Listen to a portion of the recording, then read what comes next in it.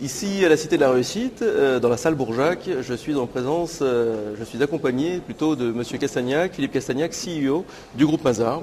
Monsieur Castagnac, merci de vous prêter au jeu de cette Web TV et de répondre aux quelques questions des internautes et des miennes.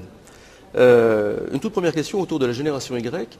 Quels sont les intérêts d'un groupe, et plus particulièrement le vôtre, de mieux organiser le partage des pouvoirs dans son entreprise ? Alors, nous sommes une entreprise qui, par définition, a un grand nombre de jeunes. On embauche plus de 3000 personnes dans le monde tous les ans, près de 500 en France. Et donc, on est évidemment très attentif aux attentes de cette génération et à la compréhension de ce que les nouvelles générations veulent faire ou veulent implémenter dans l'entreprise.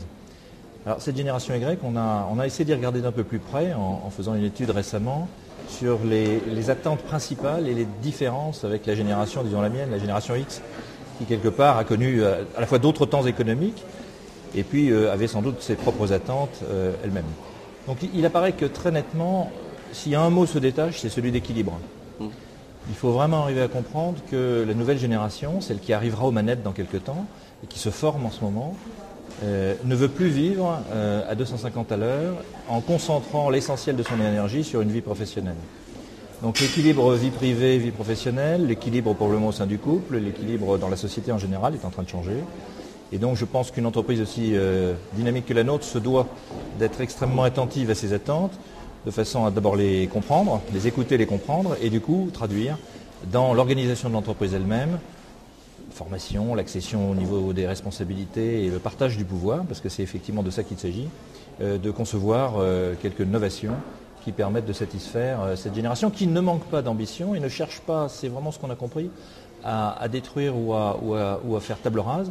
Non, il y a beaucoup d'ambition, il y a beaucoup de projets, il y a une volonté d'apprendre et de comprendre et de refuser un peu tout ce qui est mécanique. Et donc voilà ce qu'il faut adapter dans... C'est vrai que le groupe Mazars, vous recrutez 3000 jeunes chaque année.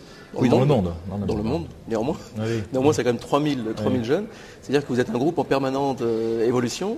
Oui, et puis d'ailleurs notre business model est construit sur la formation d'une équipe de collaborateurs qui par définition, lorsqu'elle est formée, va faire souvent autre chose. Donc tous les 5 ans, 7 ans, il y a des rotations quand même naturelles. Il y a quelques rotations qu'on crée d'ailleurs également. Et puis alors heureusement, il y a les 10-20% de gens qui sont rentrés et qui vont faire leur carrière dans l'ensemble de l'organisation et qui eux stabiliseront l'ensemble. Ce sera la colonne vertébrale du Mazars Way. Ouais. Est-ce qu'on peut parler d'une entreprise Y ? Un groupe Y? Au groupe Y ou entreprise Y, très à l'écoute et à l'attention du sujet certainement. Groupe Y probablement pas encore parce que la moyenne d'âge est plutôt de 35 ans ou au-delà, donc on est déjà un peu au-delà de la génération Y. Et puis je pense que tout ça est un mouvement et une mutation qu'il faut écouter et accompagner, mais pas non plus se focuser uniquement sur une génération. Je voudrais juste qu'on revienne sur le partage des pouvoirs. Ce qu'on appelle partage des pouvoirs, c'est quoi? Est-ce que c'est le partage des responsabilités? Est-ce que c'est le partage ou le renforcement de contre-pouvoirs? Le partage du pouvoir, je pense que c'est d'abord le partage de l'information. C'est-à-dire la transparence dans les objectifs, dans la vision de l'entreprise, dans ce que l'on veut faire à 5 ans, 10 ans, même si aujourd'hui parler de 5 ans à 10 ans, c'est très difficile compte tenu du contexte. Mais il faut avoir des ambitions et une vision de ce qu'est le métier, de comment il évolue et de ce que sera la firme au bout de quelques années. Donc dialogue très important. Écoute des attentes, mais dialogue également et communication sur la vision. Partage de cette vision, parce que le partage du pouvoir commence d'abord par le partage de cette vision, l'adéquation donc, ou l'adhésion à cette vision, et dès lors, à ce moment-là, effectivement, partage des responsabilités. Les motivations viennent des responsabilités, donc il faut les donner, ces motivations, il faut donc créer ces responsabilités, les transmettre. Et puis une génération Y, une génération X, je ne sais pas comment s'appelait la précédente, mais par définition une entreprise, pour nous, c'est le long terme, c'est donc la transmission.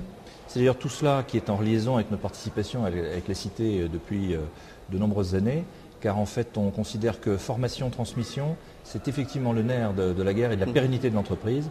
Et c'est pourquoi je pense que c'est une heureuse initiative et tous les ans ou tous les 2 ans, on constate que ce bouillonnement d'idées sur des sujets quelquefois différents est assez productif et intéressant. J'ai une toute dernière question avant de vous libérer, une question rituelle que nous posons à tous les intervenants. En 2012, que partage-t-on le plus volontiers, selon vous? En général ou chez Mazars? Chez Mazars ou en général? Chez Mazars et en général?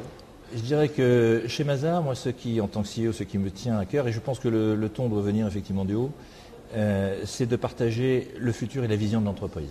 Donc, dans la société, de partager la vision de la société future. Aujourd'hui, je pense que pour la génération Y, si on y revient, Alors bien sûr, elle n'a pas connu la guerre, elle n'a pas connu les difficultés de l'après-guerre, mais elle connaît les difficultés économiques de la période. Elle démarre son cursus professionnel dans un contexte qui est extrêmement difficile par rapport aux 2 générations précédentes, et en plus avec probablement le risque de devoir transférer un certain nombre de dettes qui effectivement existent et qui sont un vrai souci.